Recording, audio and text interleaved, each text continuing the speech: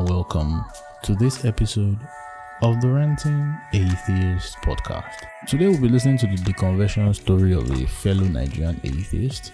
He was raised in a Christian background, and growing up, one of the things that made him to begin to question his faith was a low point in his life where, yes, it was his fault, but he was going through that phase of life. He was able to analyze his beliefs critically, and he called on God. He tried to believe in God. He tried to hold on to God, try to get closer to God. But as usual, Elohim will always be Elohim. He heard him as usual, and from there he wasn't interested anymore. So if you're yet to subscribe, please consider subscribing on Apple, Spotify, Google, YouTube, and other places you find podcasts. Then if you want to share your own story, please reach out via WhatsApp.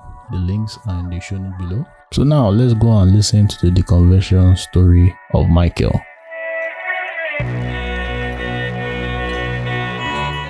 Hello bro, and you're welcome to Story of an Atheist. How you doing now? I'm good. How are you? That's a big question. Yeah, big question that if we answer, we go sleep here. But we did, but we did. It's good to have you. Yeah. Like, it's good to be alive. I'll admit I'm a little bit nervous, but hopefully everything goes well, sure. Nothing they happen. Nothing. Now we things. Confirm. Now we nothing to you. So, the listener would like to know who is on the other side. Would you like to introduce yourself, starting with your name, location, what do you do, are you taken or snatched, and so on. And so, are you Gen Z, are you millennial, are you Gen X, are you Agbalagba, this kind of thing. Gen W. Voila. Well, my name is Michael, all right, or Sante, or I guess either one works, depending on who you are speaking to. Some people know me as Michael, some people know me as Sante. Okay. I am a millennial. I'm 36 years old. I think that makes me a millennial. Okay. Yes. What else about me? Where you based? Yeah, I live around the FCT. All right. Around Abuja. Like different parts of Abuja. Sometimes I stay in Abuja basically. Let me. Yeah, everywhere. Yeah, painting the whole FCT red. Nothing to do. That kind of thing. The FCT, they're very small, so you can be at one end now and small at the other end. Is it bigger than Lagos? Is Lagos bigger than FCT? No, but Lagos is harder to move around in than FCT. Like for Lagos, like if you want to go from mainland to island, now, like 2 days for road now. Yeah, even just 2 days, the traffic, not that because rain fell.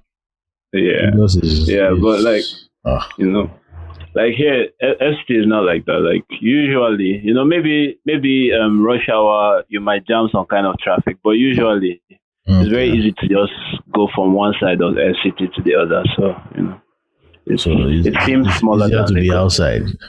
Yeah. This rain, like you have no idea how much I'm envying you now that you're telling me that it's raining. Now they see rain from outside now. Wow. Oh my God. And they say I just feel like in the Sahara Desert we just collect sun anyhow. Oh boy. On the knock on our left, right. If you just do mistake, come off for house. It will start to melt in like a few seconds. What the fuck? God damn it. So about that, Abuja na die. Advantages and disadvantages there. So yeah, that is true.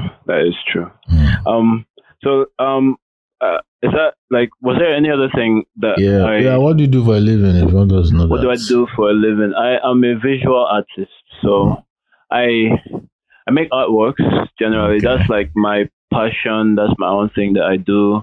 And then, because it's not exactly like I never blew, you understand? So I still need to support the income. So I work for another artist who is a little bit more successful than myself. So that's like my day job. Okay. Yeah. It's good that your passion is also your job at the same time. It's not like us here that are just trying to survive. We quit now. Like it's a depressing life sometimes, but what can we do? Yeah. It's a life that I understand that. Yeah. I understand that. Like I kind of had to sort of sacrifice like I'm not let me put it this way, like I'm not financially very well off. Like I'm okay, so like hunger no dey catch me, I can pay my rent and stuff like that, but I'm not very well off financially, and that was one of the things I had to sacrifice to go, to chase my passion. And no regrets. Will they push and they go? No get choice. Yeah. Nice one. So, when it comes to the religious spectrum, what do you identify as? Are you atheist, agnostic, irreligious, or you don't do labels at all? I have no problem with labels. I'm atheist, like fully atheist, as in, like I am a non-believer in, like I actively deny the existence of any Abrahamic God. Actively deny the existence of in fact any how do I put it? Any God that has appeared in any book that I have come across in that was written by a man so far, I deny their existence so far, Okay. So So that's if you say you should define atheism officially, now what's your own definition? For me, atheism, I think that might be the best way I can put it. Like for me, what atheism is like a non-adherence to anything that is supernatural, I guess. Like I wanted to say spiritual, but honestly, I don't think that word really has a meaning.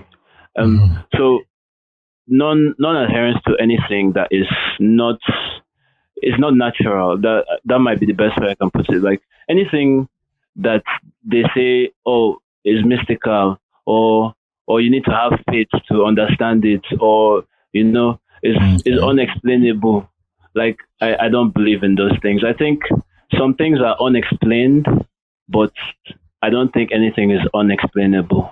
And if it's unexplainable, then it's probably not real. So do we call you an ontological naturalist? I'm down a big grammar. Can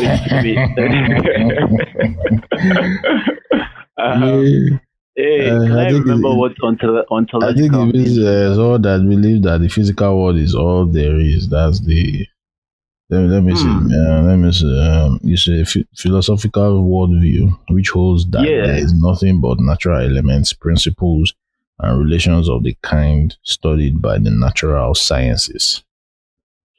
I think that's fair enough. I mean, like the only issue I have with that is that we don't even know, like we don't know exactly the extent of nature. Like we don't know the extent of natural occurrences. Like we're discovering things like dark matter in the universe, for instance, which at some point would have been considered some kind of like spiritual entity or something like magic, Yeah. So we don't know the extent of nature, but to what extent we do know, I do think that does fit. That does fit me, like an ontological naturalist. Yeah. Okay. All right, that makes sense. So now let's go into your religious background. What was it like? Give us the full lowdown. Okay. So because I already assumed that you are in Nigeria, so most likely you can't escape religion. So that's why. Definitely. Like it's I was I was raised Catholic, by my mother mostly, who was she was quite a devout Catholic, in our local church, she was like head of CW, all those kinds of things. So I was raised Catholic. I have participated quite a lot in the Catholic Church. Being like, and I know I was an usher at some point at church. Not like permanently, like all these kind of special occasions when they need extra ushers, that kind of thing. Oh, okay. I've done. You're a part-time usher. That kind of thing, exactly. Then because of my love for music, I was in the choir for quite. Like I've been in the local church choir. I was in my school choir. So like that's mainly, I think, that the greatest level of my participation in church was really because of music. That's when I was choosing to participate. Of course, I mean, like you have to go to church now when you live in a family that everybody goes to church, and the head of the household says you must go to church. You go to church, exactly, or else. So, mostly Catholic. My father hasn't had the most influence on my life because he's only been around in my life. Like he was only around in my life for a certain number of years, maybe for 13, 14 years. Like after that age, he was no longer in my life. But he has during the period that he was in my life, he used to, like, he was kind of a religious ashawo, from one church to another, and then at some point he was Muslim and all sorts of things. Yeah, definitely. Ashawo level, serious. As in, but now he is, like, we're not so close, but the last time that we spoke, he was encouraging me to go and see. I forget the name of this pastor, but this church that does Shiloh in Winners now. Yes, Winners. So he was he the last time we spoke, he was telling me that I needed to go and see the pastor of Winners. I don't know if you know the name of the pastor. I want me people, man, the queue for that man side go long, man. Well, maybe not necessarily that I should go and see him personally, but he did say, because at that point I told him I was supposed to go to. I think I lost you. Yeah, now phone call enter. Okay. The person might try to call again, so just maybe anticipate that, because I just caught him. Okay. So. Yes, not like he was exactly saying that I should go and see Oyedepo personally, but he did. At that point, I was supposed to go to Lagos for a work thing. We were having an exhibition at the studio where I work, and the exhibition was going on in Lagos, so I was meant to go to Lagos, and I told him that, and he told me that I should go and get. They have a lot of merchandise at Shiloh. Like they sell a lot. They sell a lot of stuff. The guys get money now. So he wanted me to buy one of those bottles of holy water or holy oil or something like that. And have it blessed. Anointing oil. Yes. And I should go to the service and have it blessed. And I don't know whether I was expected to drink it. I don't really know what they do with those things. So So I'm not his biggest fan, so I guess I just said okay, but that was never going to happen. It's just not talk, all that on not talk, just to avoid drama. Yeah. So so that's the main religious influence that my dad has had on me. Okay. So it was mostly my mom. Did you going through all this? What was your belief system like? How was it? Me personally, I don't think I've ever really been that serious about church. Like, I can't really remember a time that I was a very strong believer. I know that I've been forced to go to church all the time. So I have gone to church, and I've participated in social circles of church. But as for the belief itself, my belief has never really been like, I've never really been one that was that was very devoted. I'm the person that during morning devotion, because we like most Nigerian families, we used to do morning devotion. I'm the one that they have to slap me every day because I will be sleeping, like that. And instead of learning to participate and not sleep, I'm the kind of person that will start trying to find clever ways to sleep without people knowing I'm sleeping. Like I actually became very good at that in school, because the secondary school I went to was a very, very Catholic secondary school. So we used to have morning mass at very ungodly hours of the morning. When children are supposed to be sleeping, they will be torturing us with morning mass. So, I learned how to sit very straight back, my back very straight up in a chair, as if, I'm paying attention, and I'll sleep very well and enjoy myself. Yeah. So I think I'm a very rebellious person even now, and I do believe that that's actually part of the psychological trauma that I have faced from religion, because I was always against it, and I just learned that these things are always going to be forced on you, and you should just be against them. So I'm just naturally rebellious now, and that never went away. Even when the church finally went away, and I got old enough to walk away from it, I guess the rebellious spirit stayed for better or worse. So to answer your question directly, I was never really very religious. I just participated. Along. I got participation. Did hell scare you at all? Because I know say stubborn goats, they like to use hellfire for stubborn goats. I've never I have because my secondary school was very religious. That's where that's part of where I faced a lot of this pressure. I don't remember my mom ever really trying to scare me with hell. I mean, she would read Bible, during morning devotion they preach, and it was never really very direct of, if you don't do this, you're going to hell. That was never really the kind of message she tried to pass. Okay. And also, given that we are Catholic, generally, I don't think that's the message that the Catholic Church passes, or at least in my experience, it was never really a hell thing. It's not as if they preach that there's no hell or something like that, but that was never really the focus of the whole thing. So I've never really been afraid.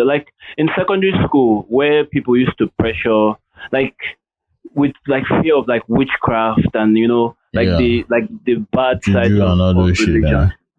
I was the person that there's this, our school compound is quite large, and there are parts if you try to go near the fence at night, it's pitch black. There are parts of the fence where there's absolutely no light, and people, there were always, throughout my secondary school experience, there were always rumors of this witch or that witch baby, or all sorts of witch baby. Witch baby. I'm the person that at the user and collect people money. You want to bet me that I can't go to the fence? Oh, somebody will leave something near the fence during the daytime, and whoever has liver at night, go and bring it. And at that time, there were no cell phones, so it's not as if you can go there and on your cell phone touch or something like that. They will, the person that you are betting with will make sure you go with no light. And I used to I've never been afraid of the dark. I think I quite like the dark, and I've also never been afraid of hell, never been afraid of Wow. Like evil spirits, all those kinds of things that people always try to preach to me. Evil spirit, village people, all those people. Yeah. Like there's a particular experience I can remember from my secondary school where there was a rumor that was going around about a particular witch that I'm trying to remember the exact details of the rumor, but like there's a very big tree in our school compound, and apparently that's like the witch's house or something like that. It was a very dumb rumor, and like I just remember, like I love that tree. Like I used to climb that tree. That's kind of the tree I used to learn how to climb. And the tree had like these dark marks on it that it looks like somebody tried to burn it, So that's one of the things that people used to say, that that it was like a spiritual fire thing, people had them cast out, blah blah blah blah blah, and the tree caught fire and whatever. But as long as I was in that school, that tree was alive and well. So I don't know what they're talking about, like they just had some marks, as if it had some, like the bottom of the tree looked like somebody had burnt it before, which was weird, but not scary at all. That's good. So now, when coming up as a Catholic, even if you were just kind of nominal, did you have any kind of idea, kind of belief about other types of Christians? Like me growing up, Pentecostal now. There's even looked at Catholics as idol worshippers. Do you have any thoughts, or you were never exposed to other forms of Christianity while growing up? Oh, I was like I actually, like my secondary school. I said it was a very Catholic school, but there were all sorts of like different types of Christians there, and even Muslims. It might surprise you, in a very Catholic school, that one of my best friends was a Muslim, and so I did have some exposure. Maybe I didn't spend a lot of time in Pentecostal churches and stuff, but I did have some experience with people who were a little bit more evangelical in their Christianity, and to be honest, I kind of thought they were a bit obsessive. They were like making remarks about the Catholic doctrine run in the school, Abby. Oh yes. Catholics are not serious. That's one of the things I know. I've heard a lot, that like Catholics are the least serious Christians. I've come across that particular view quite a number of times from people I know, and it was weird because we had different. There was like, all Catholics are not the same. There were charismatic Catholics. There were people in the Catholic Church that seemed like evangelicals and Pentecostal types of people. We had I'm trying to remember the name of this particular group. It's the charismatics. Charismatics. I think my sister was a part of that. Those were the Catholics that would go around and try and preach to people like the way Jehovah's Witnesses do. So it's like they exist in the Catholic Church as well. It's just they're a minority, but I know them. So I never really I don't know. It never bothers. It has never bothered me when someone accuses me of not being a serious Christian. Like that's nothing. Like, to me, like, that's just true. Like, it's just, okay. You say I'm not serious about. Okay, that's true. So what else? What else do you have to say? So my own opinion of these other there were celeb people around me, and I had an uncle who attended Mountain of Fire. Exactly.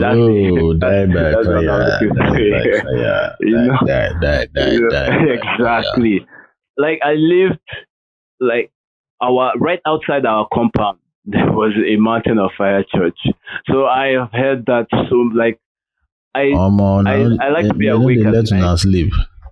As in, for nights, you would hear die.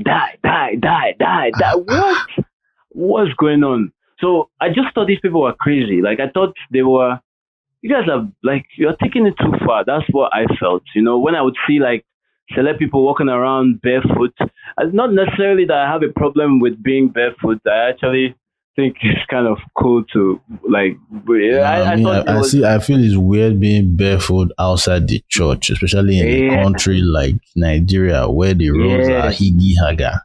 It's unsafe. where boats will feed your entire leg. Exactly. It doesn't make I feel it's very stupid. Yeah, exactly. And especially, you're wearing all white, which is like a very clean look. And then barefoot is not, like, if you see somebody walking around fully clothed and barefoot, like, the first thought that comes to your mind won't be like, this person is very clean. Like, you understand? So, like, it was very, to me, it was kind of, these are like two opposing ideas. The pure white and then the barefoot, like, it's like almost opposing, like, are you dirty or are you clean? Like, choose one. What's happening with you people? You understand?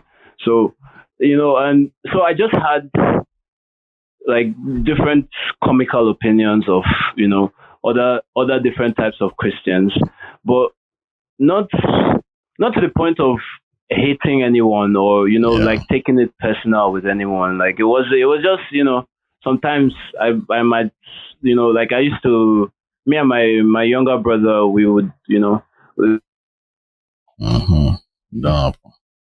They hear me.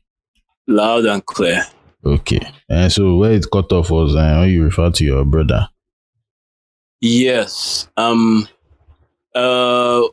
So yes, my brother and I, we would, like, we used to, like, make fun of, other kinds of Christian. Like, we tend, like, that was one of our running jokes together. Like, we would laugh at other people, and like, not necessarily in some sort of disrespectful way. It's especially not disrespectful because we're not laughing in anybody's face. We're just sitting together and having a conversation, and laughing about these people that are working, especially celeb people. I know that in my life, definitely I've made a lot of jokes about celeb people, and I've never done it to anybody's face, but it's, no, actually they use a lot for skits now. Exactly. Like, they're easy target. Like, they're an easy target. It's weird now when you're walking around in your white garment and with no shoes and stuff. Like, easy target, and they even have, like, funny cap and, like, everything. The whole get up is funny, so it's like, it's an easy thing to make fun of, and, like, that was like a thing between my brother and I. We just generally, like, we might go to the mall now and just sit down and just start making fun of people around. Like, that was something we used to do. So I know at many points we used to sit down and make fun of, like, Christians, like, Jehovah's Witness might come to the house and preach, and after they are done, they've finished their thing, because at that point I wasn't in charge now, so I can't tell them to get the fuck out. So like, they will preach and finish, and when they are done, then me and my brother might sit down and just start making fun and just like make a bunch of jokes and laugh and then leave it at that.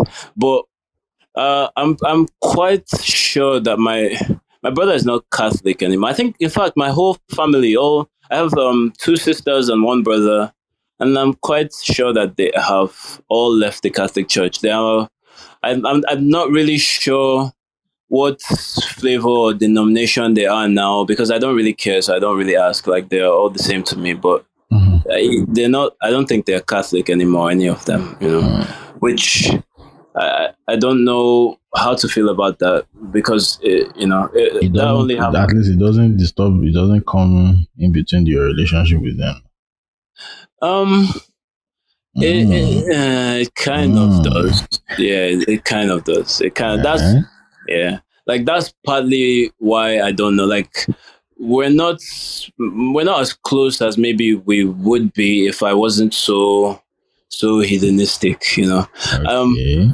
Like, like, I don't want to say it's my fault, but Maybe it kind of is, because I'm the one that is different from everybody else, and thus, everybody kind of shies away from me. The person that I'm still close to is my younger sister, who, that one I know she goes to, what's this church that has a woman as the head?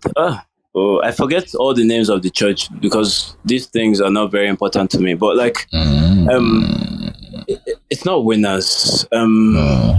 Family Worship Center. That the woman that had to ask for $1,000. Wait, $1,000 for what? Wait, like, I've not heard so, that one before. So into like, I want she be preaching. Let's say 20 people should come forward to sow $1,000 into something. Something. I can't remember. It was saying my children are still virgins. Something. I was like, yeah. This woman, she always had dollars. She always the same people come drop. Do you know, I've experienced exactly what you're saying, but it was in Koza. So like, that's like, when you said it, I was kind of surprised because that was exactly what happened. The dude was like, everybody should come and invest, and like he said something. I know he mentioned $1,000. Like it was, yeah. I thought it was funny, but So yeah, that's the one my sister goes to. My younger sister, she's the one I'm close to, so that's why I know that's the church she still goes to. Okay. My younger brother, like, I still talk to all my siblings. Not like we don't talk or anything, but we live far apart, first of all, so that's part of why we're not so close. And then again, there's also the fact that there was a point where my brother was telling me that he's homeless and stuff. I said, bro, come and live with me now. I live alone. Come to my house. And he said he will not, like, he can't come and live with me, And at first, he tried to play it off by saying that, it's because I smoke, which is a weird thing to say, because, bro, you're living inside my house. Like, I'm not smoking inside the house. Like, that doesn't, so that's exactly why I challenged him on that. I don't smoke in the house. Like, we have lived together, and I've been smoking for a very long time in my life, So, I don't smoke in the house. So that's not an excuse. So he finally came clean that it's because he thinks I won't let him pray, which is like projection, because it's projection, because if the power dynamics was flipped, they will force their way on you. Exactly. So they expect that you will try to force your way on them. Exactly. Like that's exactly it. Like, he's my brother, but to be honest, like, I was I was quite offended by that. Like, I was offended enough that, I didn't speak to him for some months because of that thing, like, because how can you be like, you're in a desperate situation, and like, I am so unacceptable as a person to you that you won't even let me help you. Like I don't even know what to think about that kind of thing. Like, are you serious? Nothing really, John. That I won't let him. I know he lives with a pastor now, and maybe he's aspiring to be a pastor. I'm not sure, but it seems like that. Like, when I look at his Facebook feed and see him on social media, there's a lot of religion in his life. I'm very sure of that. So I guess he doesn't want me to separate him from that, and maybe it's better, maybe it's better we keep our distance. You're gonna ask some questions that are making me like, what the fuck? Yeah, because like, I won't deny it. I'm going to be like, if you're around me, like, if we're close enough that we're living in the same house, I'm going to be very hedonistic around you. You're going to see a lot of, like, I listen to very loud, very anti-religion like shows and all sorts of, like, I'm inside, like, it's inside my house. This is my safe space. So I'm going to practice my own beliefs. And yeah, there is, like, maybe he's not wrong. There will be some limits to the kind of religious things you can do inside my house. I'm not going to stop you from praying. That's an exaggeration. But yeah, there are certain things, like, you're not going to, like, start doing very loud morning devotion when I'm sleeping. Like that's not going to happen in my house. Turn your house to house fellowship center. Exactly. That's not possible. Like we go throw blow down no piece up. That makes sense. So before we go off track, when did you start questioning your beliefs before, so that you are still a nominal Christian and all that? When did you start questioning it? Like, why doesn't make sense? When did all that start? Okay, I'm going to say something about myself that I probably shouldn't say on a public program, but And are you sure? Yeah, fuck it. Yeah, maybe. Like at this point, like fuck it. I think it makes for a more interesting story, and it is true. So yeah, like fuck it. Like everybody knows. It's not as if it's a secret. Like everybody knows it. It's not like I'm going to get sacked from work. Like my boss knows I'm an atheist. My boss knows this thing I'm about to reveal. So it's not going to. It's people that don't know me. Like haven't known me that well before. Like it might affect a future relationship, but I think Anyway, I spent some time in prison in the UK. Like I've been abroad. My mother used to work at Ministry of Foreign Affairs, so I've been around. Like we've lived in different countries. Like the time I said my father was a Muslim for a while. That was when we were living in Libya at that time. Actually, when he became a Muslim. So yeah. So but this UK thing, it wasn't my mom. It wasn't like my mom's posting or anything. This was me. I committed a crime that took me from Nigeria to the UK, and I was arrested at the airport. And I actually spent about 3 years in prison. So yeah, before I was deported back to Nigeria. So like that's Anyway, like it was during that time because. Like you spend so much time alone in prison. Like more than half of your day, more than 12 hours a day, you are inside a cell by yourself. So I had a lot of time to think and reflect. And I actually, like when I first got in, let's say maybe for like the first 3 months, 4 months, I was going to church every day. Like every day I was going to church. I was like, I felt like maybe I needed to be closer to God or something, Yeah. Like, I think that was part of, because that's what I've been told all my life, that, when there's trouble, turn to God and blah, blah, blah. And I turned to God and I didn't get any response, I didn't get any response. Like, I don't think there was ever any part of me that was expecting that, maybe, if I start praying like this, I'm going to be released from prison or something like that. Like, dude, I committed a crime. Like I was ready to serve my time. You understand? Part of me become like trying to turn to God was a way to like find maybe find some peace or find, like I was looking for something. And turning to God did not give me anything. Like I got angry. Like that's what it gave me. And like, dude, like that first 3 months that I'm telling you that I was going to church like every day, I got into so many fights. 3-4 months, I got into so much trouble. I had like a month added to my sentence because like they found a knife in my cell because I was trying to.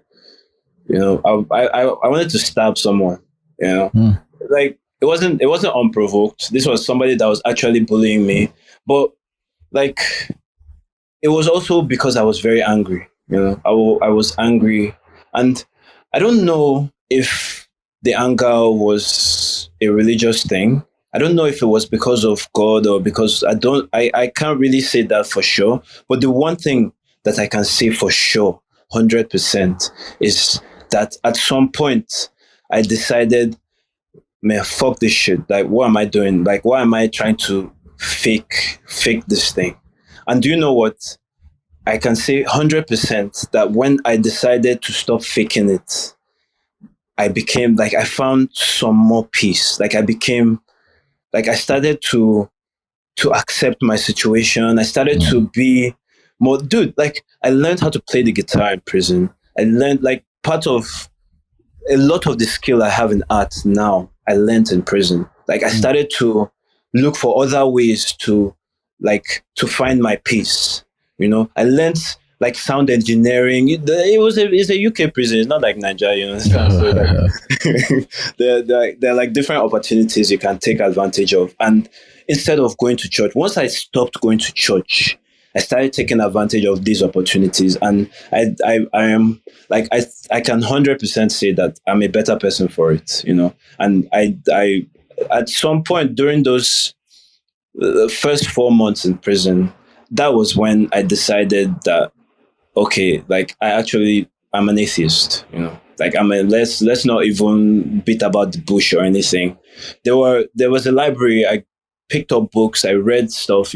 Like I didn't have a lot of I've heard a lot of Nigerian atheists that I've communicated with, including you. Like you guys talk about like videos that you watched. Yeah. That's one privilege I didn't have. Like I didn't have access to to people like Dillahunty and Aaron Ra and all these. Like like that was not part of my conversion at all. Like I didn't even have. There were no atheist books in this library that I'm talking about. Like I didn't have any material. This was a personal decision. I was like I tried to force myself to become a very strong Christian. And when I saw that this was not working out for me, I decided to leave it all completely. Like it was just a personal decision. At some point during it was 2007. That was when this happened. So that was when I decided to become an atheist. So, and then also I did a stupid thing. I committed a crime while I was a Christian. I'm very, very sure that I would not do that now that I'm an atheist. So, wow. Make of that what you want. Wow, such is the irony, man. Yeah, exactly. Yeah, so going through that experience in prison, coming out, how has the peace has even become more? Yeah, because somebody might want to say that you can't find peace without Christ, blah blah blah, and all that shit. Yeah, it's nonsense. Like my personal peace, like I'm good personally. Where I have problems is with Christians, with other people. Like I said, like with my brother and my family. My older sister does not trust me at all. Yes, there is the fact that I'm an ex-con. That's a factor. I won't deny that. But I think majorly it's because like I'm a proud atheist. I'm not hidden about it or anything. Like I will, if you tell me to go to church, I will tell you I don't believe in God, like straight. I won't even like sugarcoat it and try. It's only with strangers, that you are my family, or or we walk together. Like if I have to encounter you every day, like it's part of that peace that I have, that who I am. I'm not going to disparage your religion or anything like that. But if you hear me laughing at some jokes made about Christians, you know why. Like it's not like I feel like that's part of like I feel like being yourself is part of having peace. And I am very sure that myself is an atheist, and it's a very peaceful thing for me. The place I have problem with, as I said, is with other people and other Christians. People tend to, certain people have distanced themselves from me, because of the way I am. You don't try breakfast. On top being an atheist. As in, wait. I feel very out of the loop by asking you to explain that. But can you break that down? Heartbreak. When you say chop breakfast. Oh yeah. Okay. Now, do you know? I know the bloody song. I know the banana song. Oh, but man, like okay. Yeah. Actually, I have. And it's not just women leaving me. Like there was a girl I wanted to marry. that maybe was the most serious relationship I've ever had. And yeah, definitely part of the reason that it wasn't going to work out between us is because I'm not a Christian. Like, I don't even want to get married. Strong because sometimes it can be so funny where you are a lackadaisical Christian, but you still feel you have the audacity to judge someone that doesn't believe in God. No, like, this is somebody that I used to go to church for. Like, because I wanted to marry this girl, and we were very close. I used to go to church for her. Got you, man. But I also, while I was going to church for her, I was also telling her that, babe, this thing is not working, and it's not going to work. You understand? Like, I can go to church for you once in a while, but like, you can't expect to make this a lifestyle for me, because like, I'll just be lying to both of us, and it's not going to work. So I used to be honest with her, and I guess it was part of her also trying to be honest with me that she decided to call it off. That that's fair. That's fair. And I've also had to call off myself. I've had to call off some maybe less serious relationships, because part of the expectations of Christianity is marriage and stuff, and I'm not very serious about marriage. Like, that's not a very, like, to me, it's not that important. Like, it's a virus in this our society. Everybody has that aspiration. Even the men self. Yeah. The family, they aspire to it. It's just that they are not, the societal pressure is not like that compared to women. Women, from the time they cross that 20 years of age, is already, when will you marry? This year, next year, or never. Yeah, definitely. Like, that was part of the, like, the last girl I was dating. She was always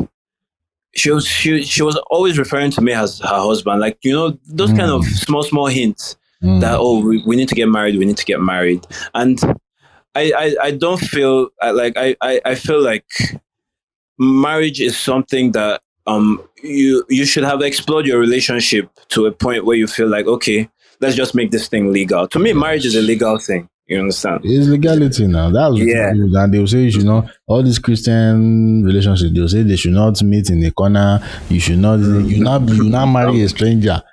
So because I've heard stories of some of these deeper life people where the woman will marry a man, next thing find out say na index finger the guy get for trouser.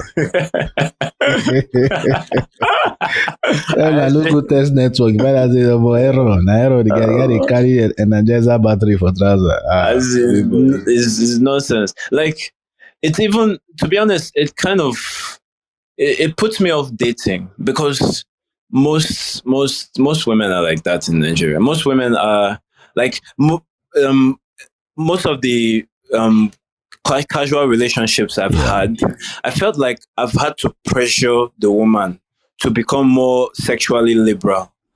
Because you're a Christian and you feel like this thing is wrong, and that really turns me off. That's a real turn off for me. Like, if you feel like us having sex is wrong in any way, then like it's a hard thing that I have to cope with, and I now have to start, guilt. And I now have to start psychologically coaxing you towards like becoming like towards believing that it's not wrong, and it's supposed. And I feel like I'll now start feeling as if I'm doing something bad, and you feel like you're manipulating. Exactly. And so that thing, this is another confession I'm making, but it has kind of made me like an incel, for a while now. Like, I've turned to incel guy. I just did by myself, and I would rather just leave all that shit alone and not stress myself. In the sense that you are involuntarily celibate, and not that you are amputating incel. No. Okay, amputating. Good. Like, no, just the literal meaning of the words, like involuntarily. Okay, fair enough. Yeah. But wait, who did you tell first that you are an atheist in your family? My younger ones, because like they can't do any bloody thing, like they can't beat me or anything. They can't beat, like, I was never able to tell my mother. Okay. My mother died like 3 months after I came out of prison in 2010. And like I was never able to tell her. There are still members of, like, my uncle, who I said used to go to Sele.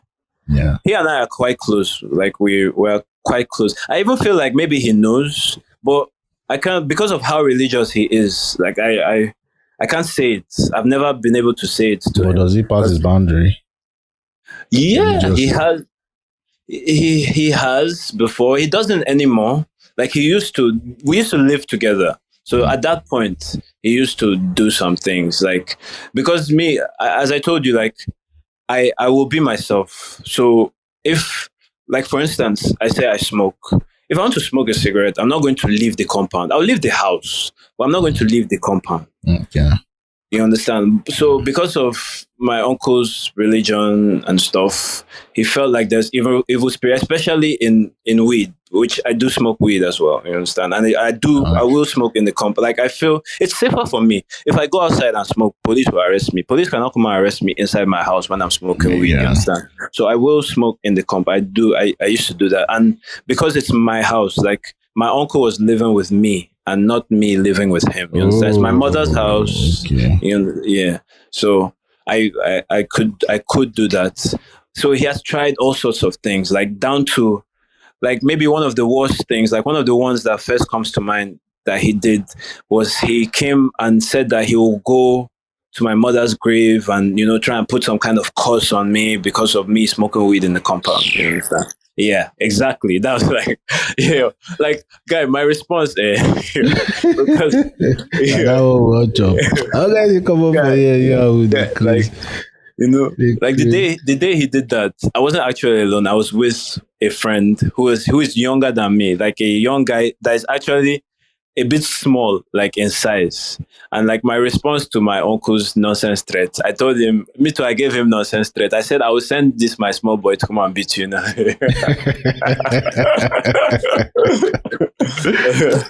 said, want to talk rubbish. All of us can do it. I mean, all of us are crazy. Let us even crazy fast now. I swear, you know.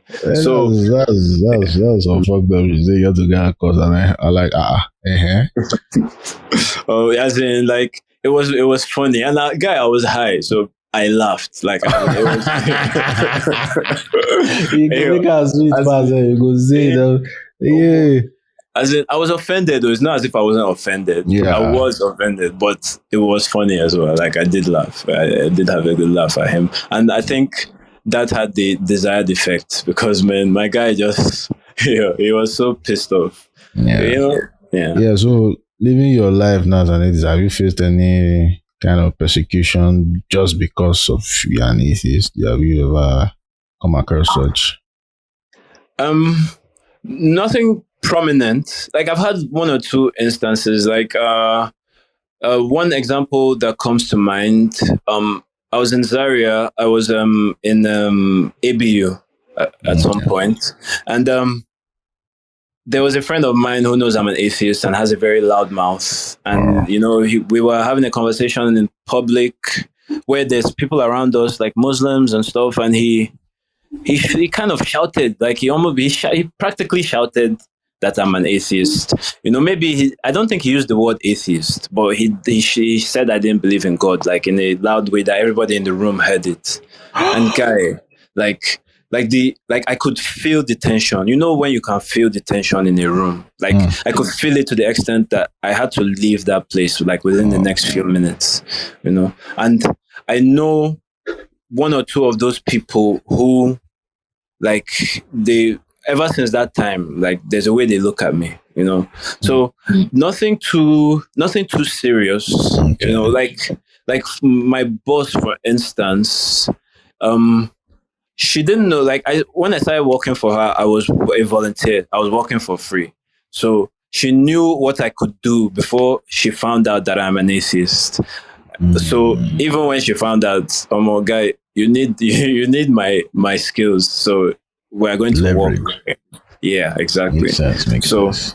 Like, I can't say for opportunities that I have missed. You know, there will be certain people that, you know, maybe they want to give you something and then they won't give you because they heard this thing about you.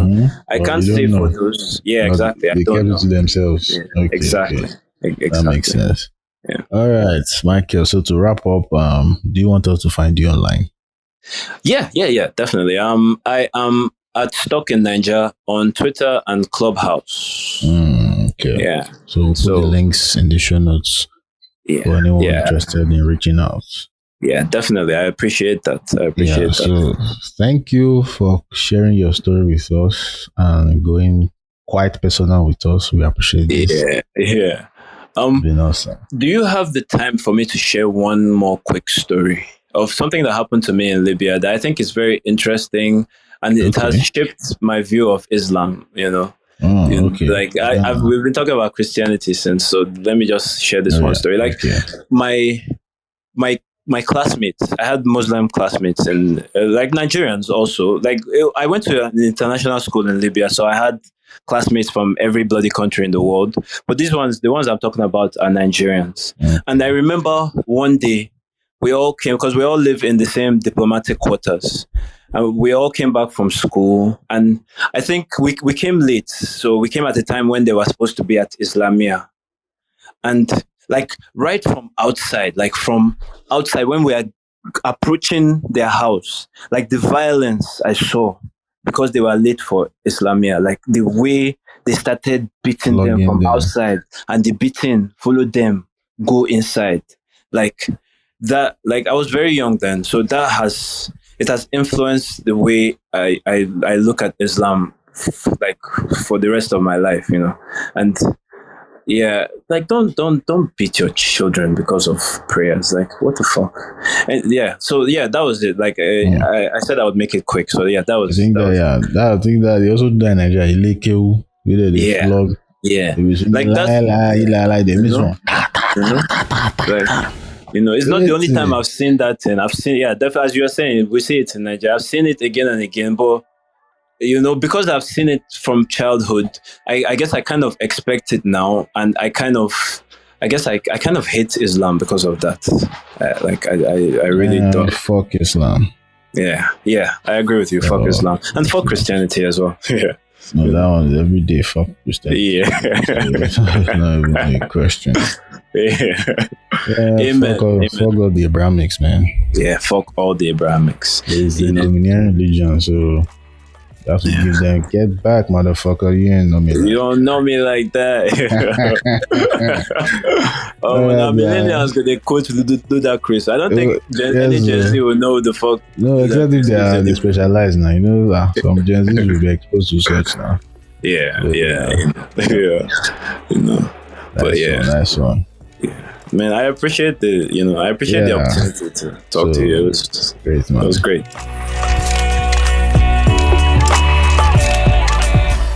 Thank you for listening to this episode. Please subscribe up Apple, Spotify, Google, YouTube, and other places you find podcasts. Then check out the show notes for links you find useful, WhatsApp included. Have a great week, and I will catch you on the next